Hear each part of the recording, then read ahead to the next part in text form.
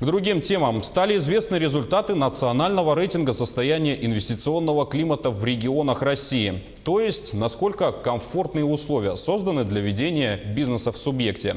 В этот раз первое место заняла Москва. Наша республика оказалась на 22-й позиции. И это настоящий прорыв года, ведь в прошлом году Якутия находилась на 52-й строчке. Так быстро и эффективно не улучшал условия для ведения бизнеса ни один другой регион страны. Этого удалось добиться за счет снижения давления на бизнес и открытому диалогу между предпринимателями и правительством. 22 место. Отлично. В прошлом году мы заняли 52 место, сейчас 22. Я считаю, что это очень хорошая динамика. Конечно же, это результат того, что мы провозгласили в отношениях с бизнесом политику полной прозрачности и прямой связи с бизнесом. Я полностью поменял координационный совет. И, в принципе, его работа по предпринимательству.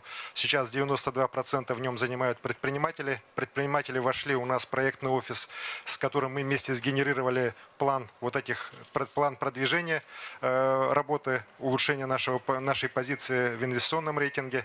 Это тоже, на мой взгляд, очень немаловажно. Огромное спасибо ОСИ за то, что поддержали нас. И в августе прошлого года была проведена такая стратегическая сессия, на которой были выработаны основные подходы к работе с малым и средним бизнесом. Спасибо, Иосиф Сергеевич. Поздравляю с хорошим стартом. И на самом деле вы являетесь не одним из лидеров, а вы являетесь лидером роста. То есть больше вас никто прогресса не совершил в рейтинге 2019 года.